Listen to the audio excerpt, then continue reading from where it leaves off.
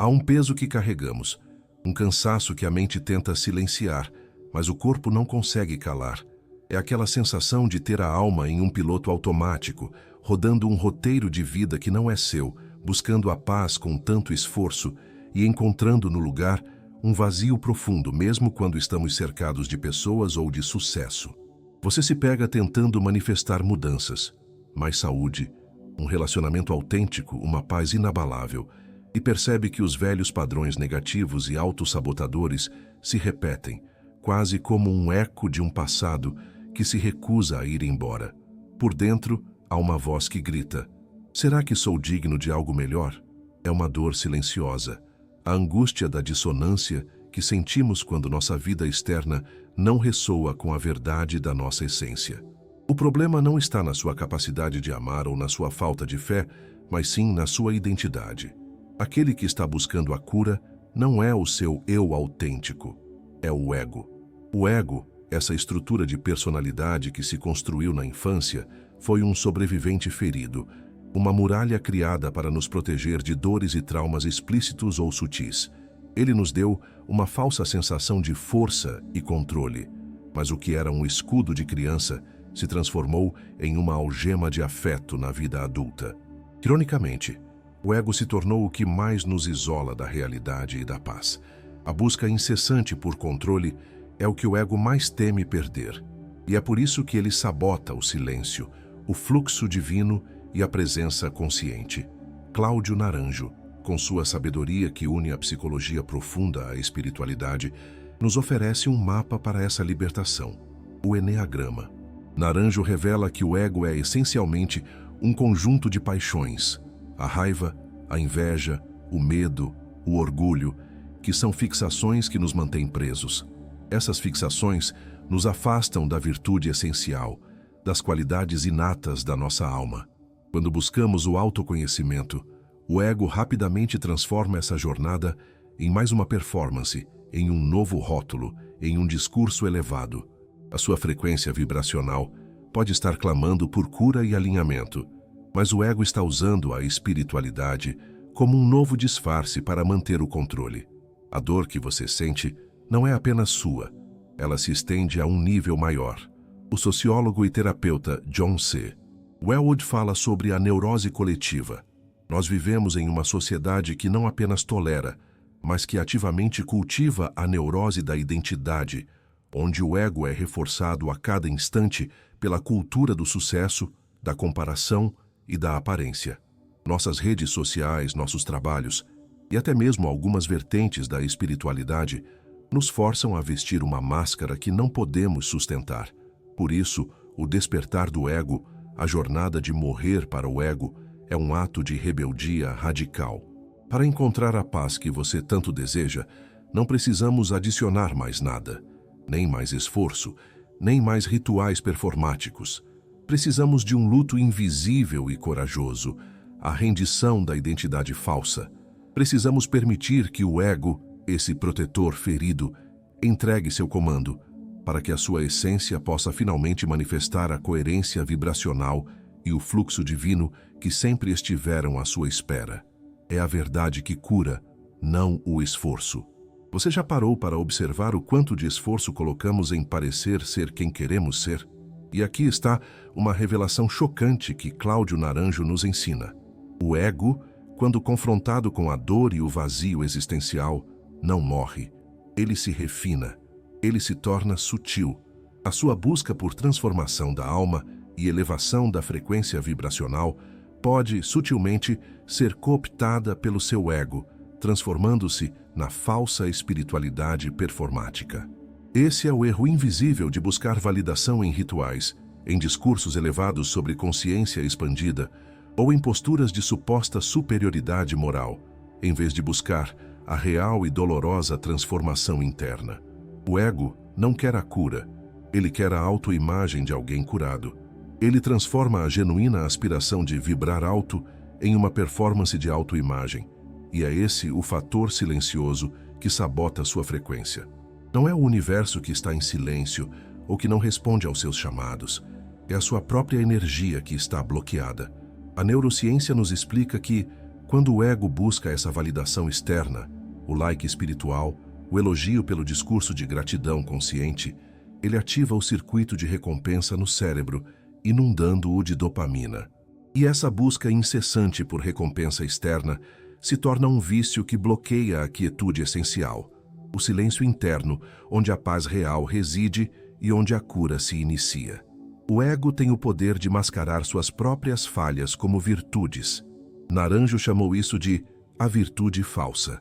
Pense naquela sua qualidade que você mais preza, sua generosidade, sua autossuficiência, sua busca incessante por conhecimento.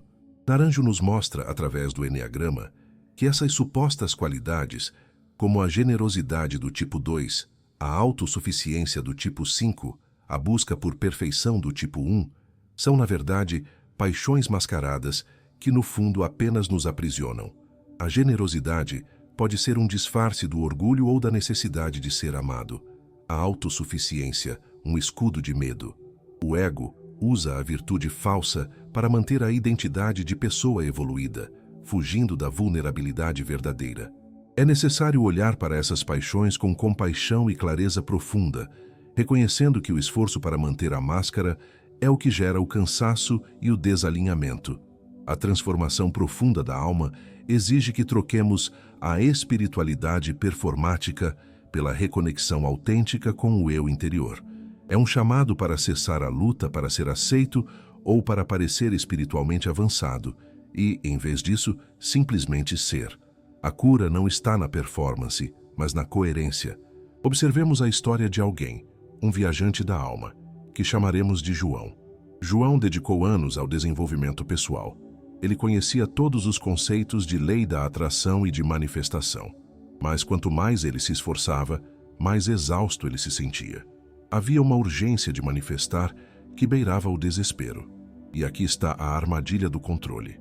Essa urgência por resultados é o ego tentando ditar o tempo divino e o fluxo da vida. O ego confunde poder com coerção.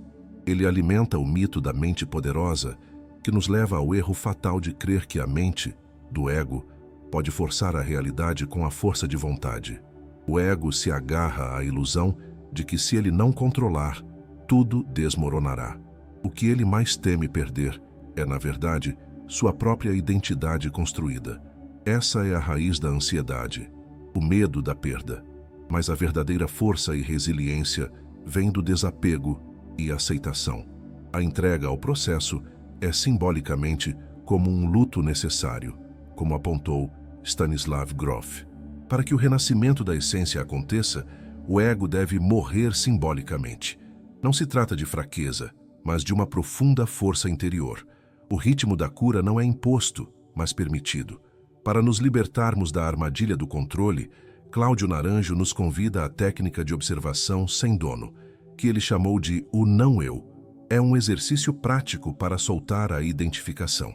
Um pequeno ritual diário de observar o pensamento, a emoção, o impulso de controle, sem se identificar com ele. Você apenas o testemunha, com presença consciente e compaixão. Quando você se separa da urgência, a energia bloqueada começa a se mover, e o verdadeiro alinhamento energético pode finalmente acontecer. A paz não é controlada. Ela é manifestada pelo simples ato de ser e acolher. Você já se perguntou o que, no fundo, governa suas reações mais instintivas? Aquela irritação que surge do nada, o medo silencioso de não ser suficiente, a inveja sutil pelo sucesso alheio. A sua paixão central é a verdadeira soberana do seu sofrimento. Cláudio Naranjo, ao decifrar seu tipo no eneagrama, desvendou que essa paixão, como a raiva, a inveja, o medo, é a fixação inconsciente que destrói sua paz e a trava para o acesso à sua essência. O ego é essa fixação em movimento. Ao tentar curar o sintoma, a ansiedade, a carência, ignoramos a raiz, a paixão que nos obriga a agir de forma disfuncional. Se a sua paixão é a inveja, por exemplo, você pode inconscientemente sabotar seus próprios sucessos, porque a essência busca a serenidade, mas o ego está fixado na comparação e na falta. Se a paixão é o medo, o ego transforma a busca por segurança em controle excessivo, bloqueando o fluxo divino. Os sinais sutis de que sua frequência está desalinhada não estão nas suas afirmações positivas. Não é sobre o que você diz, mas sobre a qualidade energética da sua presença e a linguagem corporal da alma. Uma pessoa que fala de amor, mas vibra raiva reprimida, está em dissonância. É essa vibração de dor não processada que bloqueia a cura e impede a manifestação de algo melhor. A transformação não vem da luta, do esforço para mudar a paixão. Naranjo nos ensina que o foco não é a mudança, mas a visão. A verdadeira cura vem da clareza da autoobservação, do ato de dar um nome àquela paixão e vê-la em ação. É a verdade sobre o nosso ego que cura, e não o nosso esforço para anular a nós mesmos.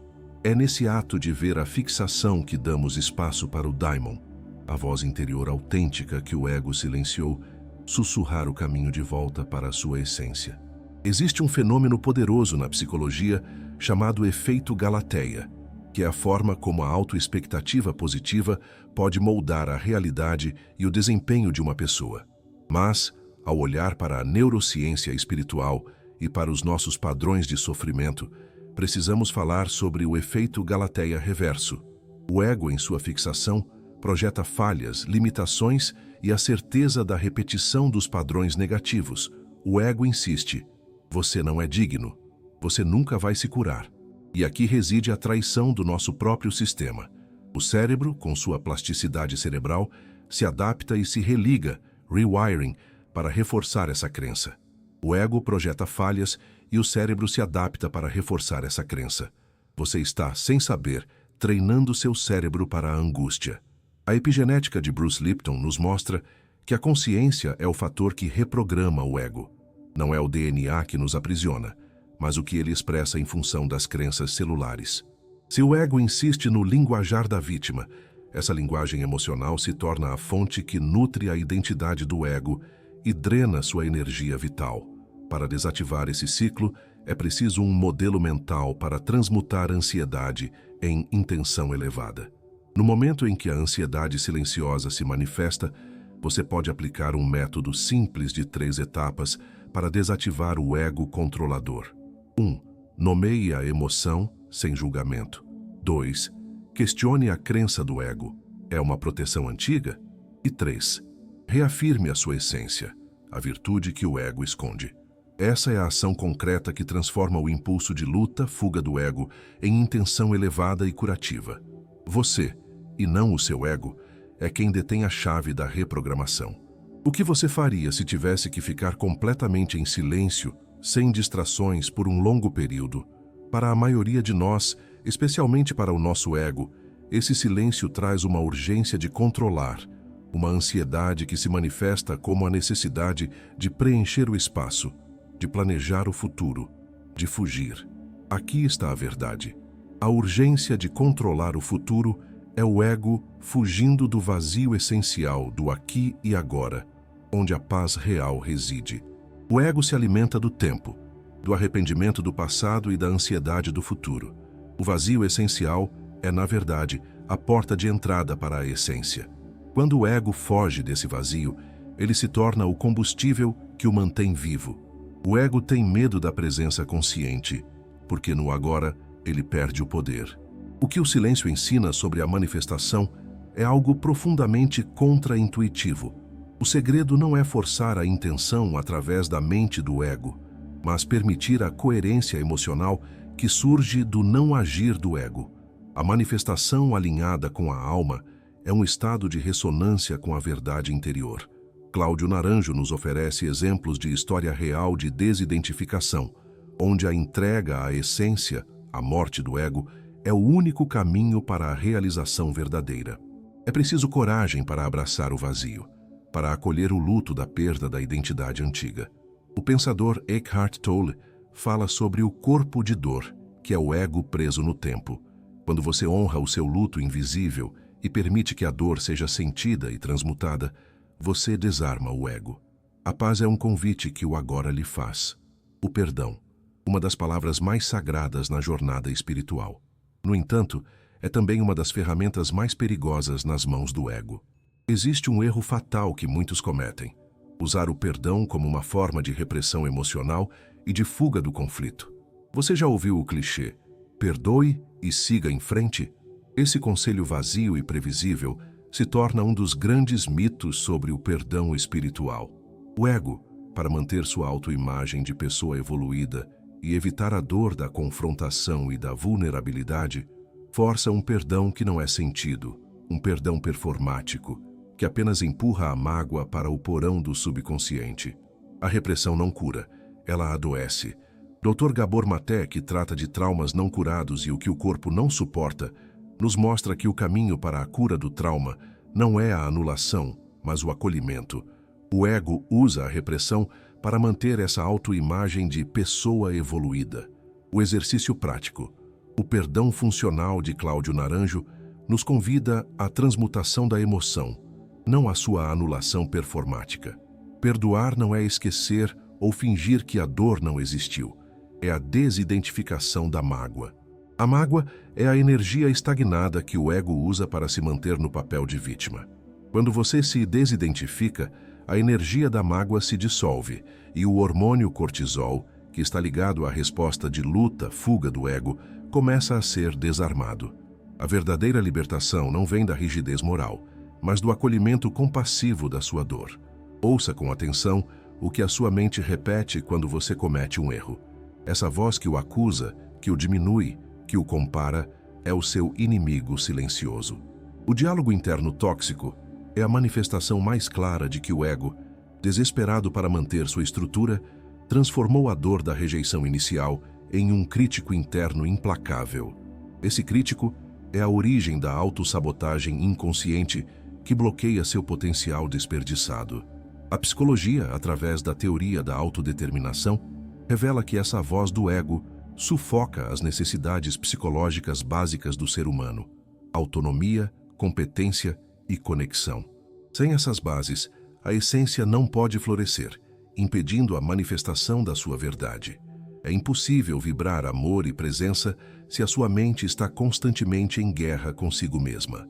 A ação concreta, como desmascarar o impostor, começa por reconhecer essa voz como uma entidade separada de quem você realmente é. É uma técnica de embedding que ensina a silenciar o crítico, transformando a autopunição em autoaceitação e compaixão. A cada frase tóxica, você insere uma camada de consciência. Eu vejo você, crítico, mas essa não é a minha verdade. Essa prática eleva a sua frequência vibracional porque você está escolhendo a essência em vez da fixação. Muitos buscam a cura e o alinhamento vibracional com a expectativa de que o resultado será um estado constante de alegria. Mas aqui está o segredo: coerência emocional. Não é sentir-se bem, é a aceitação radical e a não resistência ao que é. É acolher a dor, a dúvida e o luto com a mesma dignidade com que se acolhe a alegria.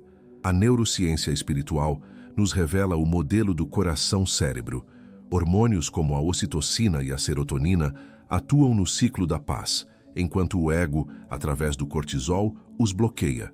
Quando aceitamos as emoções difíceis, a turbulência diminui, o ego relaxa e a produção desses hormônios da paz é estimulada. A coerência é a qualidade energética da sua presença no agora. O que a natureza ensina sobre paciência vibracional é a metáfora do carvalho.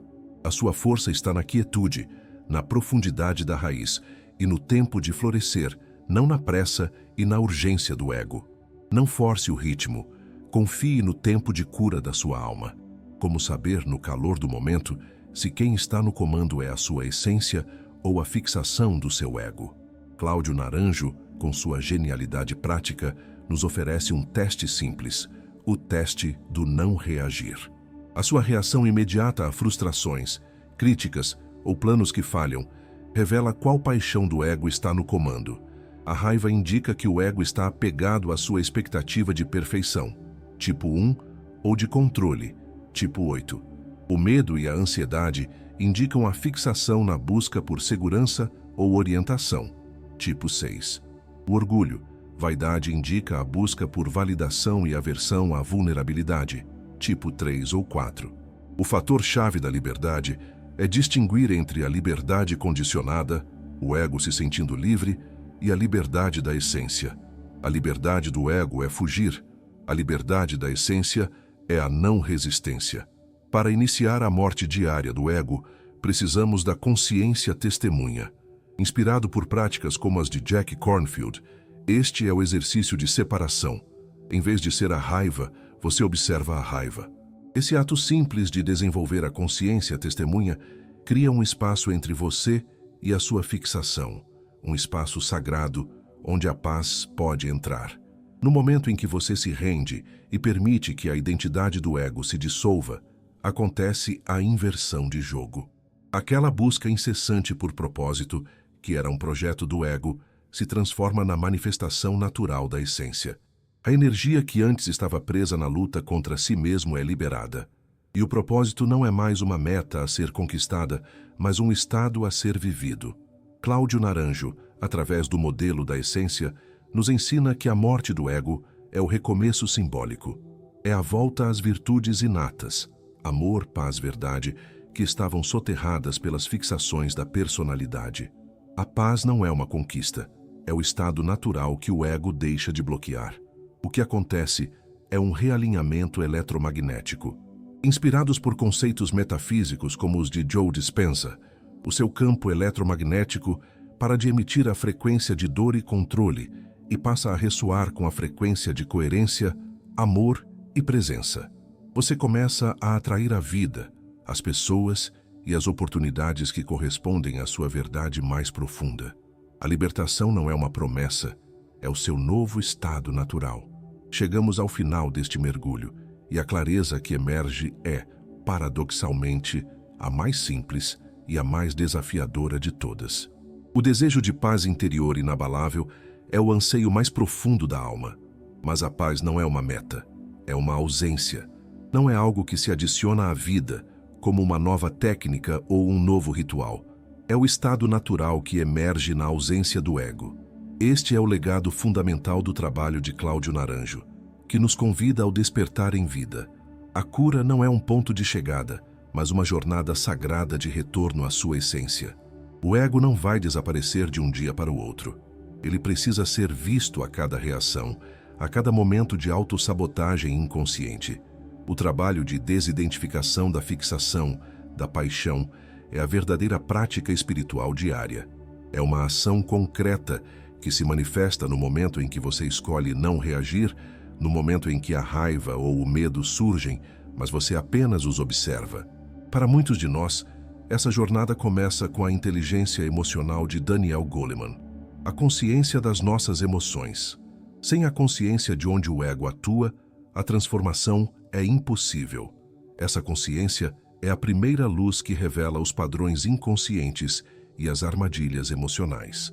O autoconhecimento profundo não é sobre acumular informações, mas sobre aplicar a verdade ao seu dia a dia, transformando a vibração de dor não processada em frequência de alinhamento. Se você chegou até aqui, saiba que a luz da sua consciência já está mais forte do que nunca. Honre sua trajetória, pois sua busca por clareza profunda e orientações aplicáveis é um farol para aqueles que também buscam o caminho de volta para casa. Você é o protagonista da sua história, e a transformação vibracional é uma escolha consciente que se faz a cada momento. Gostaríamos de saber qual insight sobre a morte do ego mais tocou sua alma hoje e como ele ressoa com a sua frequência. Deixe seu comentário e ajude a construir este porto seguro emocional para outros viajantes da alma. Se inscreva e ative o sino para mais jornadas de autoconhecimento profundo. Até a próxima jornada, onde a ciência encontra a alma. E lembre-se, a paz que você busca reside na coerência vibracional de ser quem você realmente é.